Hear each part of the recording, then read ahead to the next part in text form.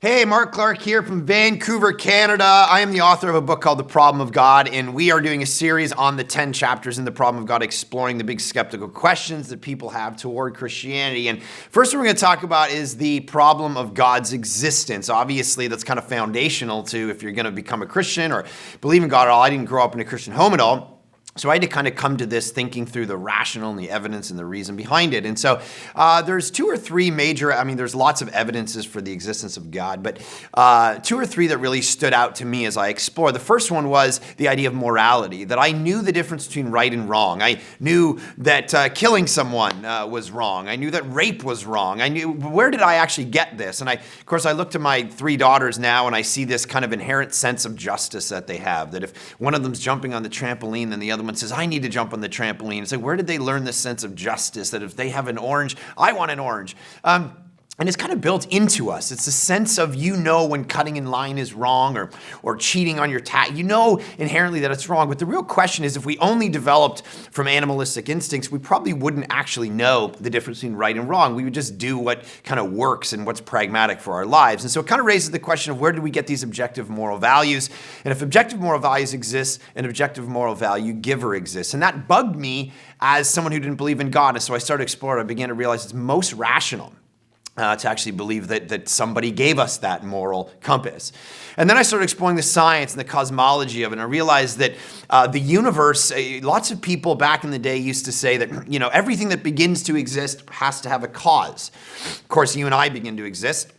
So it's because our parents got together and, got married and had us. And so when you begin to look at things, and what's the uncaused eternal thing that never began to exist? And philosophers back through the day used to say, well, that uncaused thing was the universe. But of course, earlier in this century, Edwin Hubble began to realize that the universe actually had a beginning, that about 15 billion years ago, the universe actually began. All time, energy, matter came into existence at a single moment 15 billion years ago. And so we round the clock, we began to realize, wait, the universe actually began to exist. And what cosmologists, philosophers tell us now is that the universe began to exist, and the universe has to have a cause. And so what we begin to realize is, well, what caused the universe? It's actually rational and reasonable and scientific and evidential to start to believe in the existence of God, rather than say, well, the universe just came into existence out of nothing, out of pure chance, because chance actually isn't an explanation for anything. We want to use our minds. We want to use our reason. If someone handed you, in a poker game, they handed you a royal flush, you might say, oh man, that was by chance, that was lucky. But if you're sitting at a poker game and you get a royal flush 10 hands in a row, everyone's going to start to say, someone's monkeying with this game. Well, in the world of physics, the fact that the universe ever came into existence by chance, the math on it is so absurd that people really look at it and go, it makes sense that maybe there was a mind and a logic and a rationale behind the beginning of the universe.